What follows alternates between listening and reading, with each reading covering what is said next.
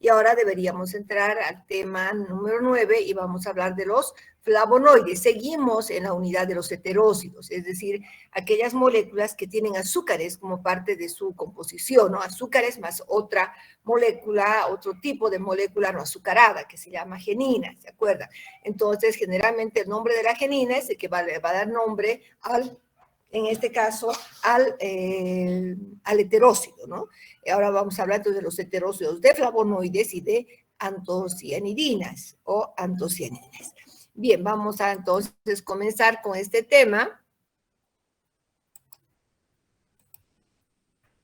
Primero vamos a hablar de los flavonoides, luego específicamente de las antocianidinas. En realidad las antocianidinas podemos decir que es un tipo especial de flavonoide, ¿ya? Entonces, primero, ¿qué es la definición? Cuando nosotros en la naturaleza vemos la cáscara de naranja, la cáscara de mandarina, de ese color amarillo, nos llama la atención ese bonito color que tienen, ¿no es cierto? Y es porque tiene este tipo de sustancias, estos que son unos pigmentos. También con la flor de manzanilla, en la flor de retama, en muchas flores de color naranja, amarillo, etcétera, estemos seguros de que tiene flavonoides. Y si vemos flores de color morado, rojo, azul, etcétera, tiene las antocianidinas, como les decía, que es un grupo especial de flavonoides. Ahora, a los flavonoides se los va a definir entonces como pigmentos vegetales de naturaleza fenólica, es decir, tienen color, son pigmentos que tienen color, pero son fenoles, ¿sí? Van a tener estructuras cíclicas y grupos oxidrilos.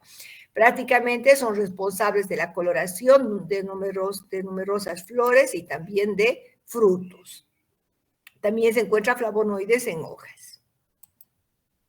¿Cuál es la estructura básica de los flavonoides? Todos los flavonoides tienen este esqueleto carbonado. Carbono 6, carbono 3, carbono 6. ¿Bien? Entonces, normalmente este anillo se va a numerar comenzando con el oxígeno en la posición 1, 2, 3, 4, 5, 6, 7, 8. Y este es el anillo A y C. El que está unido luego al que normalmente se une al carbón 2, pero también lo puede hacer al 3, es el anillo B, que lo vamos a numerar con un apóstrofe. 1', 2', 3', 4', 5', 6'. ¿Ya? Es la forma de numerar cuando nosotros hablemos de algunas características y posiciones de los grupos oxidrilo. Entonces, todo flavonoide tiene este esqueleto carbonado, carbono 6, carbono 3, carbono 6. Ahora, ¿cuál es la clasificación química en general del grupo de los flavonoides? Vamos a incluir, como les decía, a las antocianidinas, que es un grupo especial, pero que luego lo vamos a estudiar por separado. Tenemos primero, entonces, el grupo de las 2-fenilcromonas. Ya vamos a ver las diferencias. 2-fenilcromonas. En este grupo tenemos flavonas, flavonoles, flavanonas y las formas dímeras. En el segundo grupo tenemos a los derivados de 2-fenilcromanos. Miren, cromonas. Ahora tenemos 2-fenilcromanos, los flavanos, 3-flavanol, que son los que corresponden al grupo de los catecoles, y 3,4-flavandioles. Luego tenemos a los derivados de los flavilios. En este grupo de los flavilios, en realidad se encuentran los antocianos, o las que vamos a denominar antocianidinas. Luego tenemos el grupo ya menos abundantes, chalconas, que son unas formas isómeras abiertas de flavanonas, y las auronas, que son moléculas relacionadas a las flavonas, pero que tienen un heterociclo pentagonal. ¿Bien? Entonces vamos a ver un poquito esas estructuras. Mire, aquí tenemos. Entonces, esta es la estructura básica del flavonoide, como ya habíamos explicado, ¿verdad? Carbono 6, carbono 3 y carbono 6. Luego tenemos el grupo de las flavonas. Las flavonas tienen esta característica. El grupo es decir, derivados de 2-fenilcromonas, ¿no? Entonces, las flavonas. Estas flavonas van a tener 1, 2, 3, 4, un carbonilo en la posición 4, ¿ya? Un carbonilo en la posición 4 y un doble enlace también en el anillo C. Tenemos flavonas y flavonoles cuando tengan grupos oxidrilo. A diferencia de las flavonas, también dentro del grupo de los derivados de 2-fenilcromonas, tenemos las flavanonas, que igual tienen el grupo carbonilo, pero no tienen el doble enlace. Entonces tenemos flavanonas y tenemos flavanonoles cuando tengan grupos oxidrilo. Ahora, ese sería el primer grupo. Estas dos moléculas serían ejemplo de derivados de 2-fenilcromonas. Como derivados de 2-fenilcromanos, tenemos como ejemplo el flavantresol. Fíjense que la diferencia con el otro grupo es que los flavanos no tienen ni el carbonilo ni el doble enlace. ¿Se dan cuenta? Entonces aquí tenemos flavantresol. Puede haber tresol, 4, a veces hay 3, 5, flavandiol, ¿no? Entonces este sería flavantresol, que es un ejemplo del segundo grupo, derivados de 2-fenilcromanos. Luego tenemos los derivados del ion flavilio. Miren, no tiene carbonilo, pero tienen doble enlace, lo que hace que el oxígeno se cargue positivamente. Pues es el ion flavilio, se comporta como un ion, ¿no? Que en este caso que es como un catión. ¿Okay? Luego tenemos el grupo de las chalconas, que hemos dicho que tiene estructuras abiertas, ¿no? En este caso es derivado de las flavonas, pero tiene un grupo, es decir, un anillo, su anillo está abierto. Y luego tenemos las auronas, que se caracteriza porque va a tener un heterociclo pentagonal en el anillo C, ¿no es cierto? Estas dos son menos abundantes en la naturaleza que los 3 primeros grupos, ¿ok? Bien, ahora, viendo un poco cómo se distribuye en la naturaleza, y hemos indicado, hablando específicamente de los flavonoides, es decir, del primer grupo, segundo, especialmente, son compuestos que son pigmentos de color amarillo o naranja normalmente, ¿ya? Flavonas, flavonoles, chalconas y también las auronas, es decir, los flavanos también son compuestos de color amarillo o naranja. Entonces, siempre que veamos color amarillo o naranja, estemos seguros de que tenemos flavonoides. Sin embargo, como les decía, también vamos a encontrar en frutos, por supuesto, y también en hojas. ¿Dónde se ha encontrado?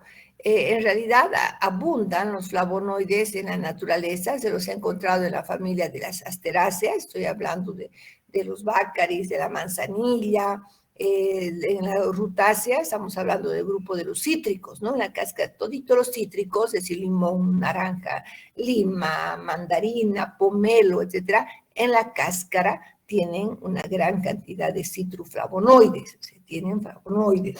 En la familia de las fabáceas y lamiáceas.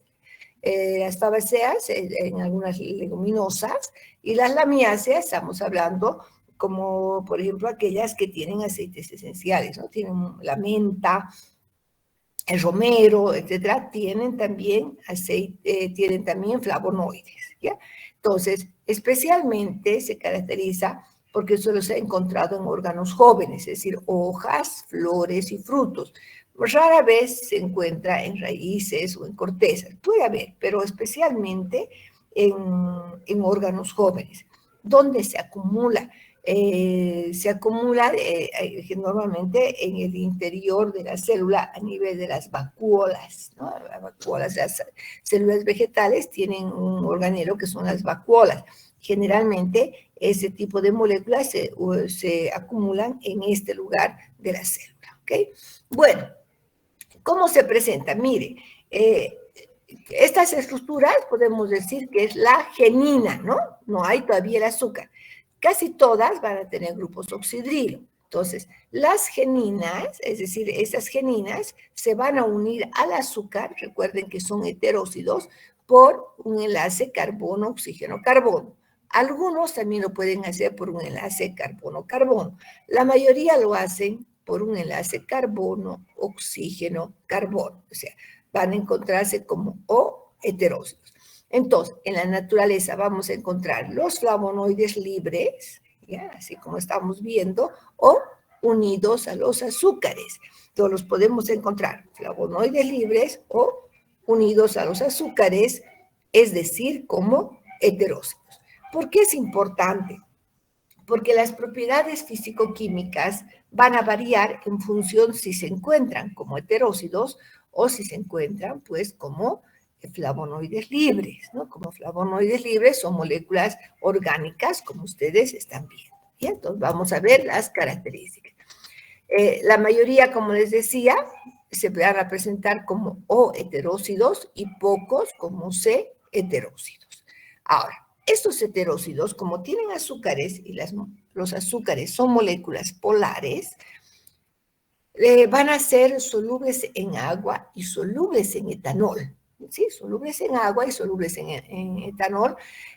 Algunos poco solubles, la rutina es un ejemplo de que es una molécula poco soluble, ¿ya? En agua o en etanol, pero los heterócidos en general se solubilizan muy bien en agua y en etanol.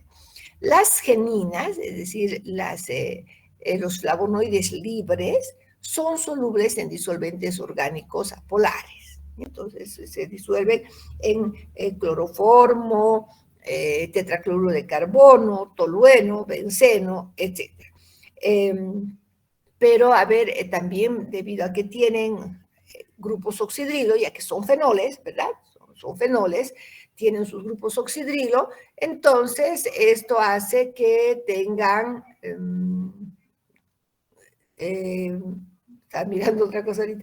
Entonces, al tener grupos oxidrilos se van a solubilizar también en soluciones de hidróxidos, es decir, en hidróxido de sodio o hidróxido de potasio. ¿Sí? ¿Me entienden? Ya, entonces, recapitulando, los heterócidos son solubles en agua y en etanol. Las geninas, es decir, los flavonoides libres, al ser moléculas orgánicas, son solubles en solventes apolares e insolubles en agua y en etanol. Pero debido a que tienen grupos oxidrilo, son también solubles en soluciones de hidróxidos. ¿Sí? Muy bien. Ahora, aquí tenemos entonces, cómo se presenta, ¿no? Heterócidos flavonoides. Aquí estamos viendo, miren, aquí tenemos entonces, por ejemplo, la quercetina, que viene a ser, es una flavanona, como estamos viendo, porque no tiene aquí el doble enlace, ¿verdad? Es una flavanona. Está unida a la glucosa y a la ramnosa, ¿no? Glucosa y ramnosa. Aquí tenemos un heterócido de quercetina. Esto ya sería un heterócido. Entonces, estos azúcares le van a dar polaridad a la molécula. ¿Okay? Entonces, aquí tenemos la quercetina y luego tenemos la naringina. La naringina, que es un flavonoide, un heterócido de flavonoide, que lo vamos a encontrar en la cáscara de pomelo. Aquí tenemos entonces el heterócido y acá tenemos la genina, la naringenina. ¿Sí? Naringenina, que está como genina, es decir, no está unido al azúcar. Que sería aquí sería una flavanona, porque no tiene, miren, no tiene doble enlace, sería una flavanona entonces libre o una genina libre. Ahora se une, sería la posición 1, 2, 3, 4, 5, 6, 7, ¿no? En la 1, 2, 3, 4, 5, 6, 7. En la posición 7 tiene este oxidrilo y a través de este oxidrilo se va a unir entonces a los azúcares, ¿no? Pueden unirse a una o dos moléculas de azúcares, ¿no? A una o dos moléculas de azúcares. Bien, entonces aquí tendríamos el heterócido. La diferencia estructural hace que tengan también diferentes propiedades físico-químicas. Hemos indicado las geninas, solubles en solventes apolares, y los heterócidos, como los azúcares, solubles en solventes como agua y etanol. Bueno, aquí teníamos ejemplo de O heterócidos. También hemos indicado que menos los heterócidos, donde el enlace sería directamente carbono-carbono. Este es un O heterócido. ¿Por qué es un O heterócido? Porque se está uniendo al azúcar a través de un oxígeno. ¿Sí? A través de un oxígeno. Bueno, ahí tenemos entonces los heterócidos. ¿Qué pruebas se realiza para identificar a los flavonoides? La prueba universal, como hemos visto ya en la parte práctica, tenemos la prueba de Shinoda, ¿no? Que es una prueba, entonces, en este caso, donde nosotros vamos a tener, aquí tenemos una flavona, en presencia, ¿se acuerdan que colocamos nosotros el estrato, un trocito de magnesio metálico y ácido clorhídrico? Y se liberaba hidrógeno. Entonces me di esas burbujitas, doctor, está haciendo espuma. Y yo decía, no es espuma, es el hidrógeno que se está liberando. Cuando reacciona un metal con un ácido, se libera hidrógeno. En este caso, entonces, vamos a ver que se va a ocurrir lo siguiente: en esta reacción se va a formar un compuesto de color rojo, que prácticamente se va a formar entonces una antocianina que nos va a dar tonos rojos. ¿Se acuerdan que les decía?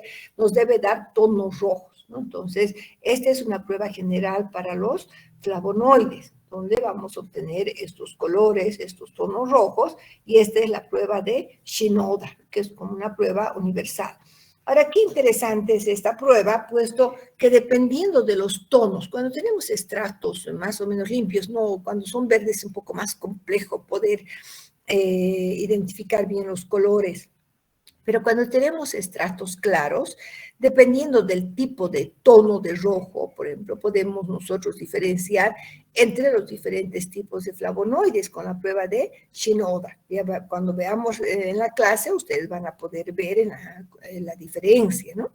Entonces, por ejemplo, si tenemos flavonas y flavonoles nos va a dar entre un color amarillo a un rojo, ¿ya?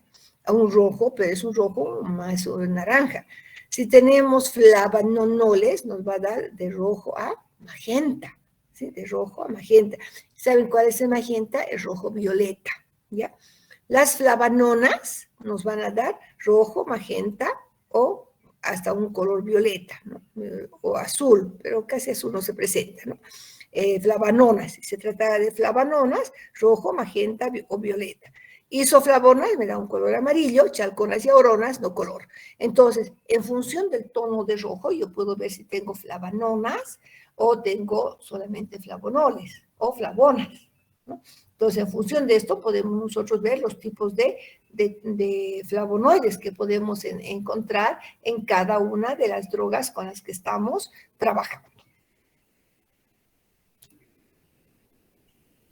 Luego también se hace la prueba de álcalis. ¿Se acuerdan que se había indicado que estas moléculas son también solubles en soluciones de hidróxidos porque tienen grupos oxidrilo?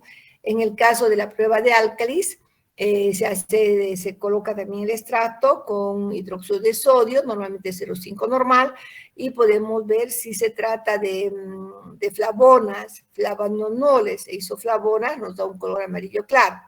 Si se trata de flavanonas y flavonoles, un color amarillo a naranja. Tiene un color amarillo a naranja, es un amarillo naranja fuerte, ¿no? Es un amarillo intenso. Y si se trata de chalconas, nos da generalmente un naranja rojizo. ¿Sí?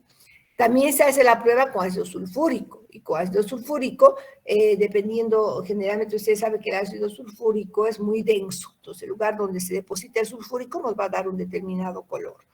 Si se trata de flavanonas, flavonas y flavonoles, nos va a dar un color amarillo. Y si se trata de flavanonas, nos da de un color naranja a un pardo rojizo, un guindo parduzco, es un color intenso, ¿ya? Entonces, claramente se trataría de flavanonas.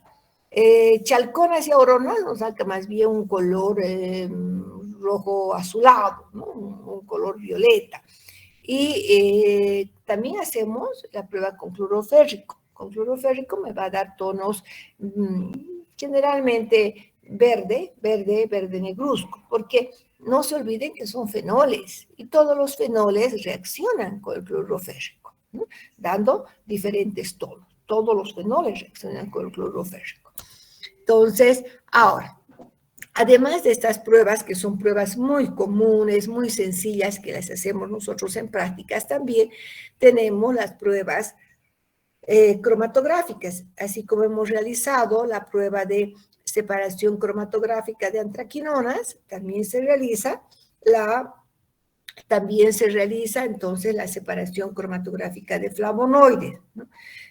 Ahora, para poder visualizar normalmente las manchitas que vamos a separar en la corrida cromatográfica y poder calcular los RFs, se utiliza luz ultravioleta. Muchas de estas moléculas de los flavonoides fluorescen con la luz ultravioleta, es decir, pueden emitir luz con una longitud de onda fluorescente cuando son activadas por una luz de onda corta, como es la luz ultravioleta. ¿Okay? Bien, también cuando nosotros no tenemos un transiluminador para poder visualizar las manchas, podemos utilizar un revelador de vainilina en ácido clorhídrico al 5%. De esa manera también podemos revelar y ver las manchitas de los flavonoides para poder calcular los RFs e identificar el tipo de compuesto, ¿no? Bien, ahora, vamos a ver, en muchos casos, enseguida vamos a ver las propiedades las propiedades biológicas. Los flavonoides son moléculas, pero muy, muy beneficiosas para la salud, increíblemente beneficiosas. Entonces, en muchos casos, además de obtener un extracto, etcétera, a veces se requiere obtener el flavonoide, obtenería el flavonoide puro, ¿no? Entonces, aislarlo a partir de la materia prima. Aquí tenemos un modelo de una extracción de naringina que yo había hecho para un trabajo, para un congreso, entonces donde estamos extrayendo los flavonoides basándonos especialmente en la propiedad que tiene de ser soluble en etanol. La naringina es un flavonoide que se encuentra en la cáscara del pomelo, ¿ya? Bueno, en este caso, en la extracción de la naringina, primero se hace un desengrasado con éter etílico para eliminar todas las grasas y algunas esencias que tiene también en la cáscara. Luego se hace una extracción de etanol, porque recuerden que es soluble en etanol, ¿no? Esta solución etanólica se precipita con acetato de plomo para eliminar algunos taninos que podrían estar presentes. Se filtra y se satura con ácido sulfídrico, que es un gas. Luego se hierve la solución para eliminar el exceso de ácido sulfídrico que queda. Y finalmente se concentra y hay que concentrar, eliminar el solvente y dejar con una cantidad suficiente. No llevarlo a este extracto blando, ¿no? Tiene que estar concentrado, pero no al estado de miel. ¿Por qué? Porque debemos permitir que se formen los cristales. Entonces tiene que estar líquido todavía, concentrado, pero líquido. Lo llevamos a frío, lo llevamos entonces a una heladera y dejamos pues que en frío se puedan formar los cristales. Luego, para ver si realmente se trata de naringina, podemos determinar el punto de fusión, que debe fundir a 83 grados centígrados. Y además deberíamos determinar pues, la prueba de Shinoda para ver que me debe dar un rojo magenta. ¿Ya? Un rojo magenta, porque en este caso esta naringina, que es una flavanona, me debe dar un color rojo magenta.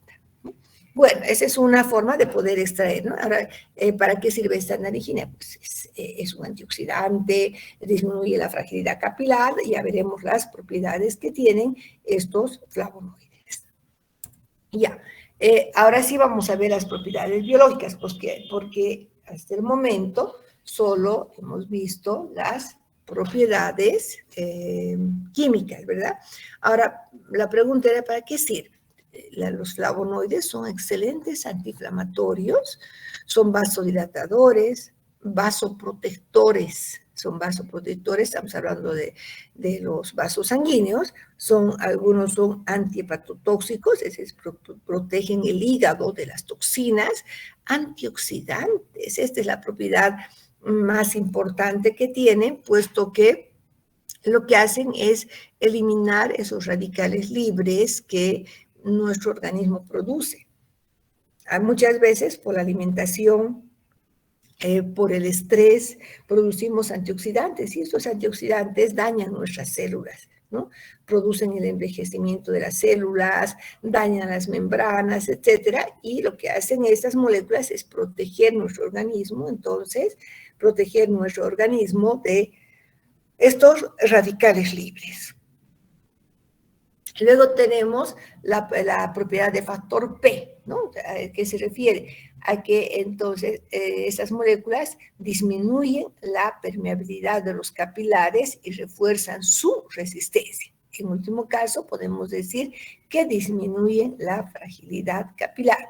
Hay personas que tienen problemas de fragilidad capilar, ¿no? Apenas nos golpeamos un poquito y ya se nos hizo morado, dicen, ay, mire, es que tengo fragilidad capilar. Entonces, estos flavonoides ayudan en ese sentido, refuerzan la resistencia de los vasos capilares.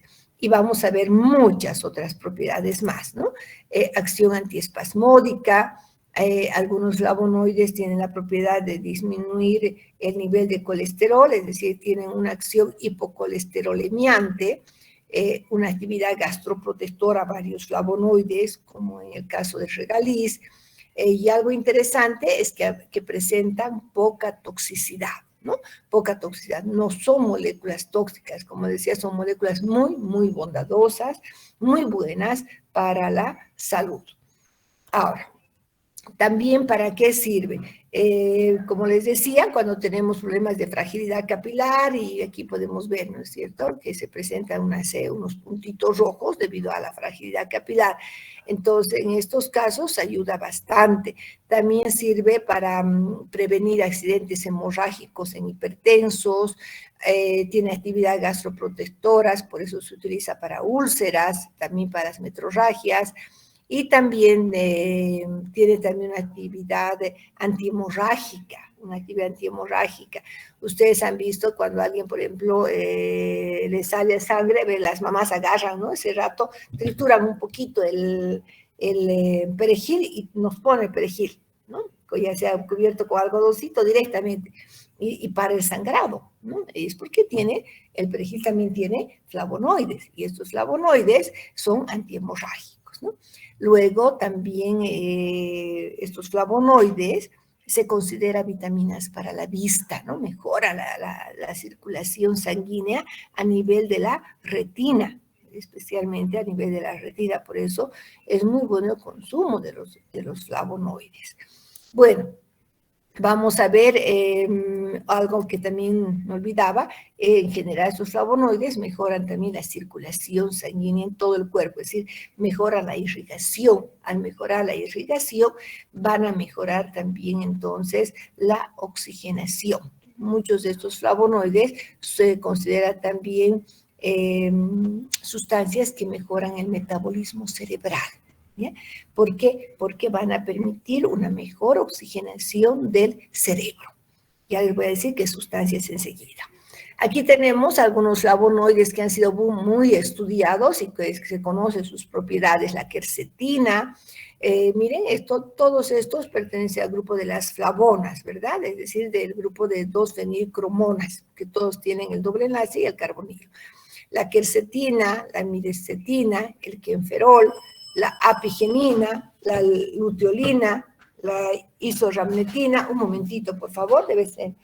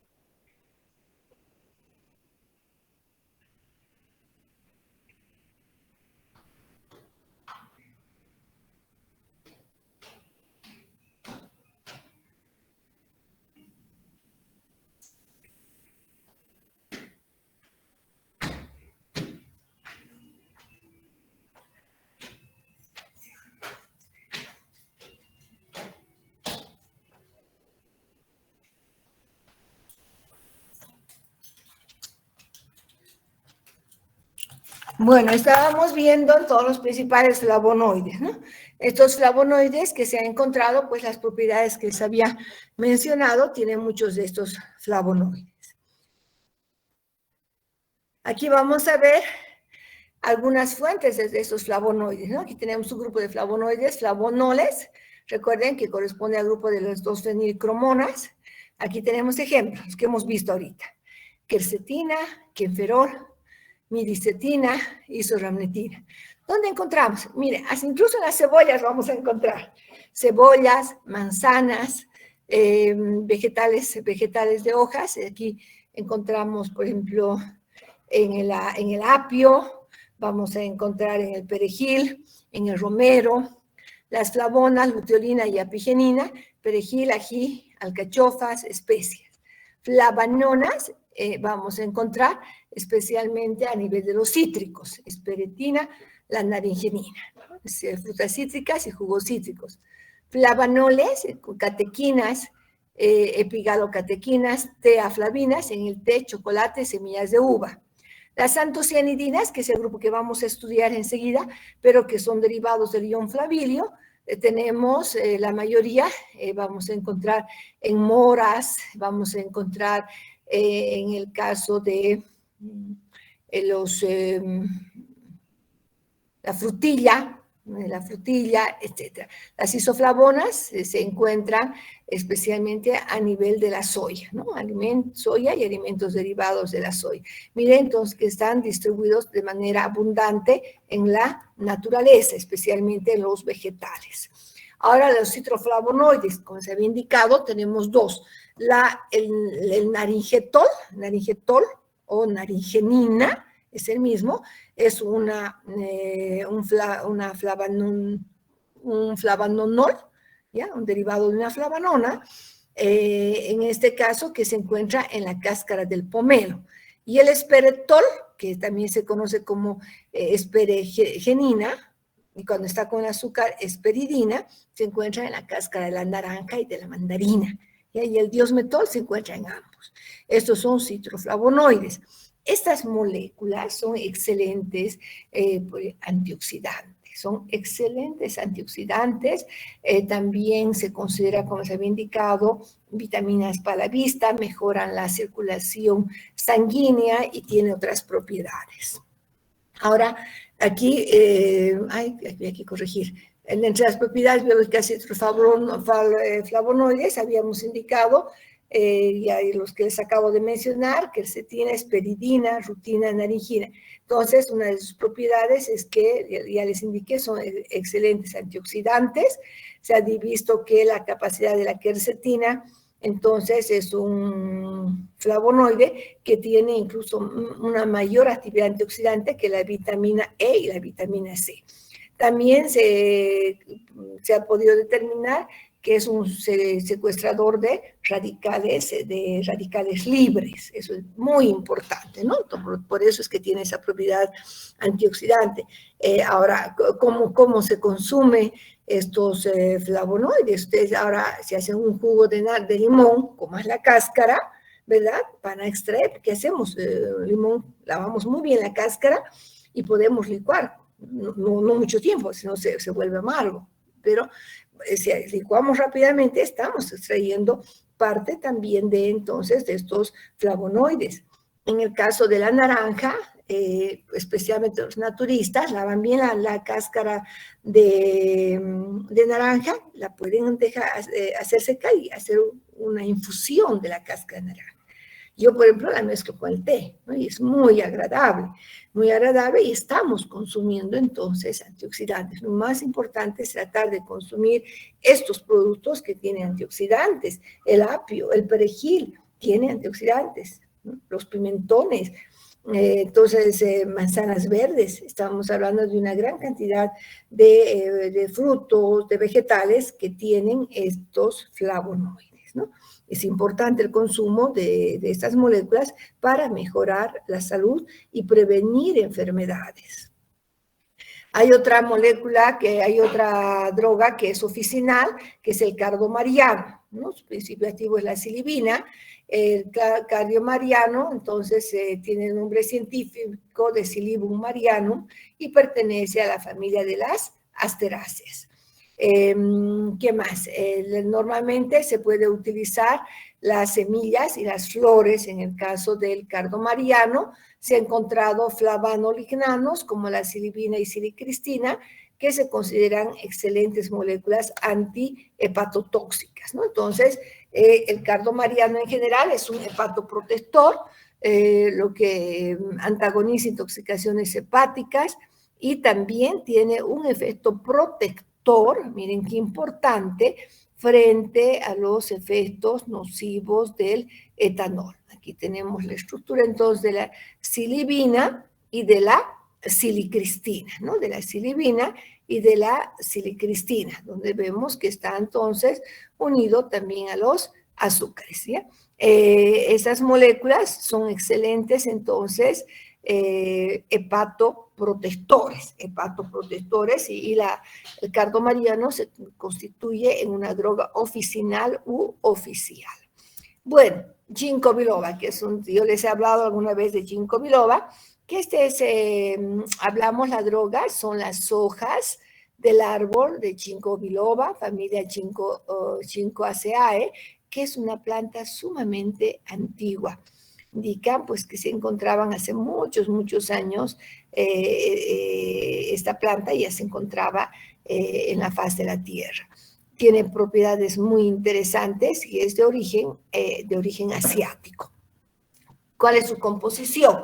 Entonces, aquí vamos a ver que entre sus principales componentes tiene el quercetol, el quienferol, ¿no? Aquí tenemos entonces quienferol y quercetol, que igualmente son flavonas, ¿no? Van a ser flavonas, flavonoles, ¿qué más? Biflavonoides, proantocianidoles, los proantocianidoles que resultan de la unión de dos flavanos también tienen, ¿no? Entonces las proantocianidinas, que resultan de la unión, por ejemplo, de dos flavanos. Estas moléculas, es increíble las propiedades que tienen de propiedades biológicas, su propiedad antioxidante es muy importante. También tiene compuestos terpénicos, ¿no? Que se los conoce como chingólidos. Entonces, el extracto estandarizado de estas hojas tiene propiedades biológicas muy importantes. Entre ellas es disminuir la fragilidad capilar y mejorar la circulación cerebral. Esto hace que cuando nosotros recibimos una mejor circulación cerebral, por lo tanto va a mejorar nuestra oxigenación y ayuda en qué? En la actividad de la memoria. Evita que las personas mayores se olviden, normalmente cuando ya son mayores tienden a olvidarse, pero esto es porque no hay una buena oxigenación, ¿no? Entonces, actúa sobre la circulación a todo nivel, aumenta la irrigación tisular, activa el metabolismo celular, disminuye el riesgo de trombosis, ¿no? Inhibe la peroxidación lipídica de membranas debido a su actividad antioxidante. Entonces, normalmente, ¿cómo se consume? Se puede consumir la droga pulverizada, pero es mucho mejor el extracto, porque el extracto estandarizado es menor cantidad, ¿se dan cuenta? Porque ya tiene solamente los principios activos. Normalmente el extracto se obtiene con agua y acetona, y este extracto estandarizado tiene 24% de flavonoides y 6% de compuestos terpénicos, ¿no? Entonces se puede tomar 2 cápsulas de 60 miligramos al día de extracto estandarizado. Y eso es excelente para, como les decía, evitar la oxidación, es un antioxidante, mejora la circulación cerebral, mejora el metabolismo cerebral. Y esto pues se utiliza para personas que de la tercera edad, también los jóvenes. Yo consumo, soy fanática de ginkgo biloba porque mejora realmente la actividad cerebral. Inhibe la agregación plaquetaria, se evita la formación de trombos. Se utiliza pues para las personas que tienen problemas de psicocomportamientos en la edad adulta, ¿no? Cuando ustedes a veces tienen ideas fijas o de pronto comienzan a olvidarse un poco, pues ayuda, le decimos, es que mi abuelita tiene Alzheimer. Entonces, en lugar de que tenga Alzheimer la abuelita, se le puede dar ginkgo biloba para evitar los olvidos, ¿no? Cuando también hay déficit cerebral de etiología orgánica, cuando cambian de comportamiento. Estos cambios se debe a que no hay una buena oxigenación, ¿no? Y a veces, especialmente los jóvenes, son impacientes. Ay, esta mi abuelita 10 veces pregunta lo mismo, ay, qué pesada, ¿no? Y no es que sea pesada, sino que ella se olvida. Y se olvida porque no hay una buena oxigenación en el cerebro. Entonces tiene que practicar, la mente tiene que estar activa, hay que hacerle leer libros, preguntarle luego qué ha entendido, qué ha visto, y luego pues ayudarle con ginkgo biloba, que le va a ayudar a mejorar la circulación cerebral, por lo tanto, a oxigenar mejor el cerebro. ¿Ya? También el extracto de ginkgo biloba se lo puede mezclar con rutócido para la insuficiencia venosa. La insuficiencia venosa es cuando hay también una mala circulación.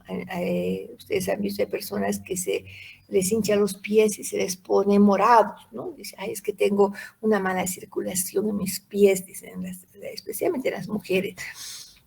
Y cuando están de pie, cuando están demasiado tiempo de pie, y eso es porque no hay un buen retorno, no hay una buena circulación. Para esto también se utiliza ginkgo biloba juntamente con otro flavonoide que es el rutócido. Entonces, fíjense qué bondades, qué propiedades más interesantes tienen estas moléculas, ¿no? Bien, vamos a ver ahora, vamos a entrar a la parte de las antocianidinas, pero para que un poquito no sea tan pesada la clase, un pequeño tengo un pequeño video para que podamos ver. Y luego hacemos una ronda de preguntas, ¿ya? Vamos a ver qué hora ya es. Estamos en buena hora. Un minutito, por favor.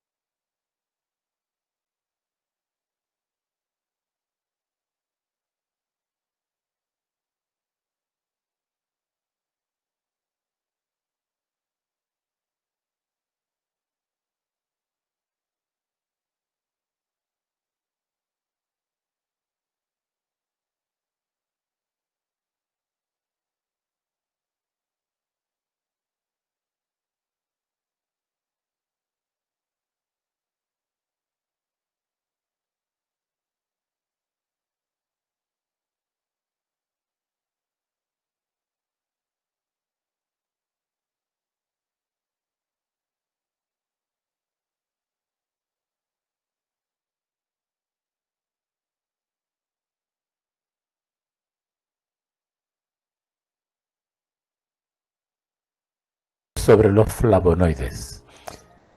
¿Qué son los flavonoides? Los flavonoides son compuestos orgánicos que se encuentran naturalmente en plantas. En la naturaleza existen más de 5.000 compuestos flavonoides, pero aquellos que se encuentran en las comidas pertenecen a 6 diferentes categorías, que son flavonoles, antocianinas, isoflavonoides, flavan 3 oles, flavonas y flavanonas. Los compuestos en estas categorías son de gran interés por los beneficios que brindan a la salud. Un mayor consumo de flavonoides está asociado con un menor riesgo de mortalidad por enfermedades cardiovasculares y por varias otras causas. Los flavonoles. Esta categoría son los compuestos más conocidos y comúnmente encontrados en distintos alimentos. Estudios recientes han demostrado que consumir alimentos con alto riesgo, con alto contenido, debemos decir, corrigiendo, de flavonoles, puede disminuir el riesgo de enfermedad cardíaca. Los flavonoles pueden encontrarse en pequeñas cantidades en una variedad de frutas y vegetales, aunque algunas comidas son mayores y mejores fuentes que otras. Algunas de las mejores fuentes de flavonoles se encuentran descritas en la literatura. Antocianinas. Las antocianinas son los compuestos que dan el color rojo, azul o púrpura a muchas frutas y vegetales. Estas se cree que protegen el cuerpo de los radicales libres. Los radicales libres son moléculas inestables que dañan las células. Un desbalance entre los radicales libres y la capacidad del cuerpo de protegerse a sí mismo contra estas partículas dañinas resulta en estrés oxidativo. Las antocianinas actúan como poderosos antioxidantes, neutralizando los radicales libres. Esto reduce el estrés oxidativo en el cuerpo. El contenido de antocianinas presente en frutas y vegetales es mayor cuando el alimento se encuentra en su forma cruda o fresca. Por ejemplo, los arándanos rojos tienen un alto contenido de antocianinas, pero la salsa o el jugo de cóctel de arándanos contiene muy poca cantidad. Esto sucede principalmente porque el calor utilizado durante la cocción y el tratamiento del alimento reducen considerablemente en su contenido de flavonoides. Los isoflavonoides son las isoflavonas que se encuentran principalmente en los granos de soya y otros productos de soya como la leche de soya y el tofu. Tienen efectos antiinflamatorios, antioxidantes, anticancerogénicos y antimicrobianos, ya que la inflamación está involucrada en varias enfermedades crónicas como la enfermedad cardiovascular. Las isoflavonas pueden jugar un papel importante en la prevención de algunas de estas enfermedades. Sin embargo, posibles efectos negativos también están siendo estudiados. Consumir mucho vino, por ejemplo, puede tener efectos negativos debido a su contenido de alcohol. Por otra parte, el chocolate oscuro, aunque es rico en flavonoides como las catequines, tiene un alto contenido de grasa y calorías. Para sacar la máxima cantidad de flavonoides de chocolate y al mismo tiempo evitar el exceso de ingesta de energía, limítese a pequeños pedazos, aproximadamente del tamaño de un bocado, y escoja chocolate negro en vez de chocolate con leche. En cuanto al alcohol, la guía de dieta de los estadounidenses de 2015 al 20 recomienda que si va a consumir alcohol, este debe ser en moderación, que se define como un vaso al día para las mujeres y 2 vasos al día para los hombres. Las mujeres embarazadas y las personas con ciertas enfermedades crónicas como enfermedades del hígado o pancreatitis deben evitar el alcohol. En mi opinión personal, si se pueden obtener los flavonoides de otra fuente, es innecesario exponerse al riesgo de consumo de alcohol. Y así por el estilo, hay muchas otras fuentes de flavonoides que usted puede acceder a ella. Una dieta en flavonoides puede disminuir el riesgo de enfermedad cardiovascular. Sin embargo, se requiere de más investigaciones para poder hacer recomendaciones específicas de ingesta. Para obtener los beneficios potenciales de los flavonoides, escoja frutas y vegetales conocidos por ser buenas fuentes de flavonoides y siga las recomendaciones de la guía de dieta para los estadounidenses, la cual recomienda consumir frutas y vegetales todos los días. Una manera fácil de cumplir con esta meta es asegurándose de que al menos la mitad de su plato sea de frutas y vegetales. Muchas gracias por su atención.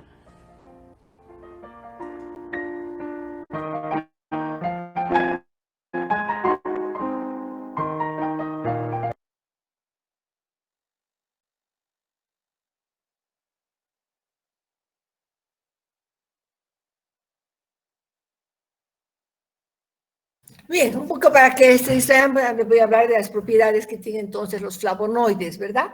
Entonces, ya hemos indicado todas esas propiedades de antioxidantes, que mejoran la circulación, muchos son antihemorrágicos, gastroprotectores, evitan la acción nociva del alcohol, pues siempre se recomienda no tomar alcohol en todo caso. Entonces, son algunas propiedades que que hemos visto. Ahora vamos a entrar a la parte que corresponde a las antocianidinas, que como les había indicado es un tipo de flavonoides especiales. Creo que alguien me hizo una pregunta. Voy a ver, no se vio el video. Ah, ¿no se ha visto el video? Se ve, se vio el video así compartido, ¿no ve? Sí, doctora, se pudo ver. Ya, sí, está bien.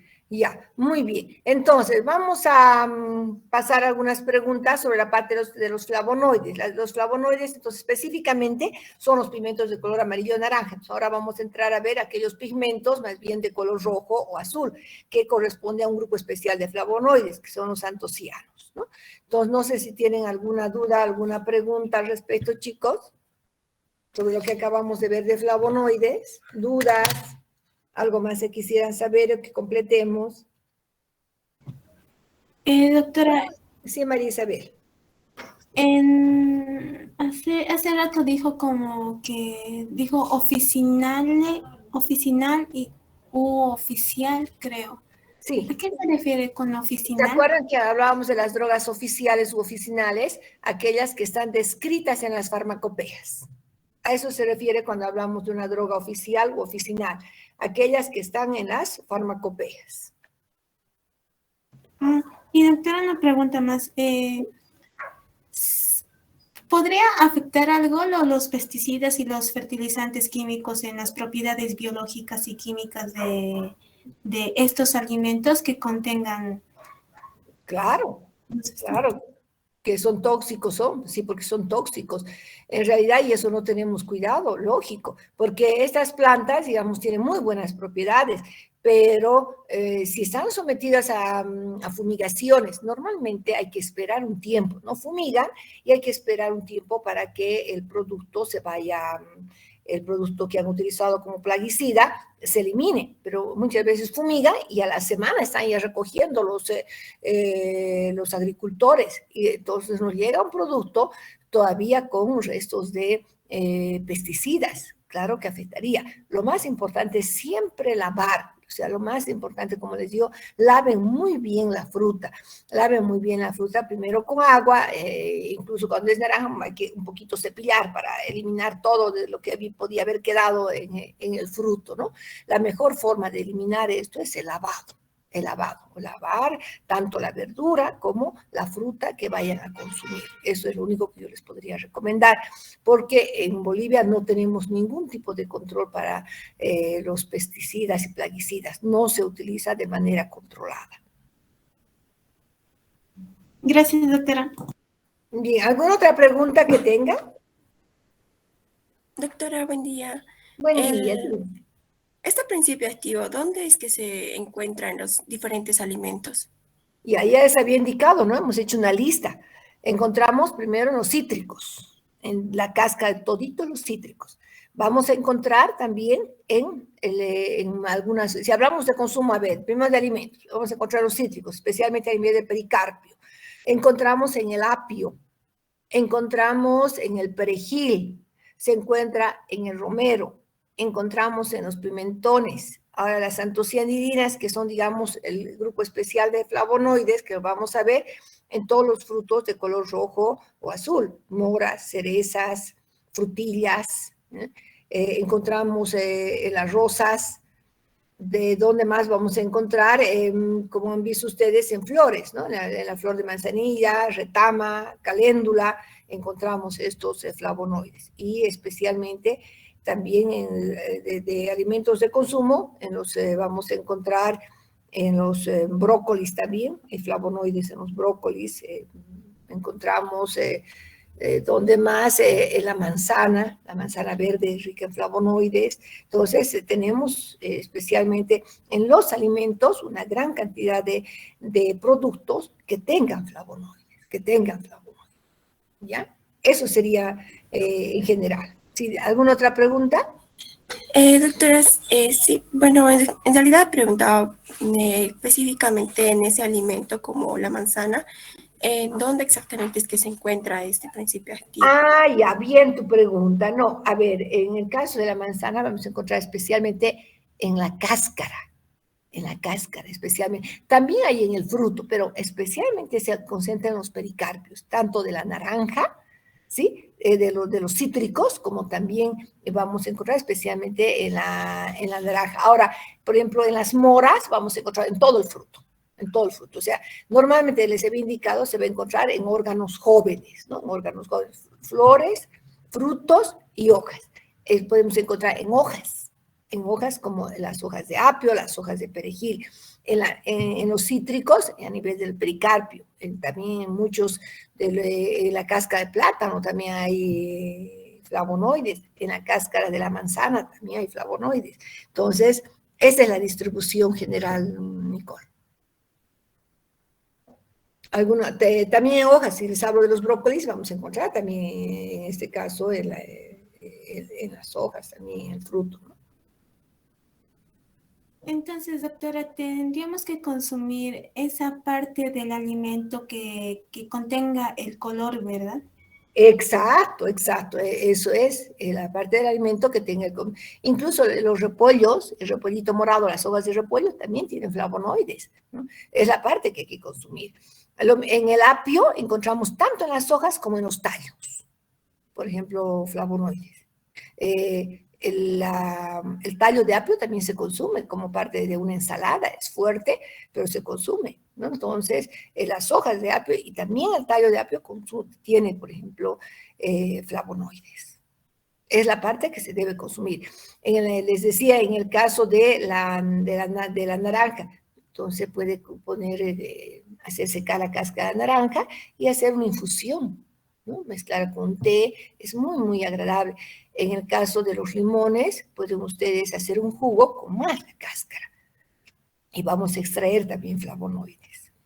A ver, aquí otra pregunta de Belín, me dice, ¿en qué cantidad más o menos se tenía que consumir los isoflavonoides? A ver, es muy diferente. Los isoflavonoides encontramos en la soya, ¿ya?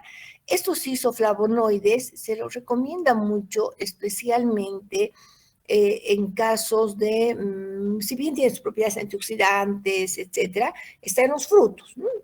En los frutos, pero más se recomienda en casos de menopausia. Cuando las mujeres están en la menopausia, ayuda bastante. ¿Por qué? Porque se une a los receptores también de los receptores hormonales, de tal manera que ayuda a disminuir esos problemas de calor, problemas que tienen las personas, de las mujeres cuando están en la menopausia. En caso de los flavonoides en general, la dosis varía, ¿no? Varía dependiendo de qué tipo de flavonoides estamos hablando.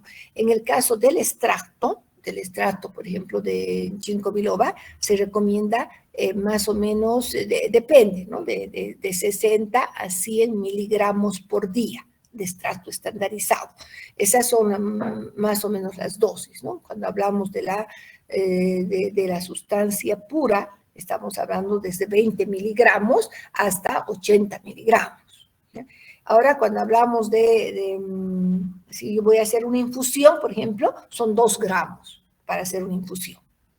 Y pues la verdura hay que consumirla, pues si está en el apio, pues un trocito de apio cada vez, pero no hay una dosis exacta, ¿no? Lo importante es que diariamente se vaya consumiendo en una cantidad pequeña, ¿no? Para mantener esa actividad antioxidante. Se ha determinado en el caso, por ejemplo, del cardo mariano, sí, si hablamos de la silibina, son 20 miligramos. Y si hablamos de ginkgo biloba, del extracto estandarizado, son entre 40 a 80 miligramos por día. Esto sería entonces, Evelyn. Doctora, la ginkgo biloba dijo que era de origen asiático, entonces, ¿sí? En nuestro país... Llega. En nuestro país, si ustedes van a la farmacia, uno dice, quiero comprar cápsulas de ginkgo biloba. Llegan, hay de Terbonova, de GNC, son productos americanos que llegan a Bolivia. ¿no? Porque estos países pues exportan esas hojas o el extracto y le dan la forma, digamos, en este caso farmacéutica. O sea, hay cápsulas de ginkgo biloba de 60 miligramos, hay en las farmacias, ¿no? Entonces, no nos llega como droga, pero sí nos llega ya como extracto estandarizado. Encontramos.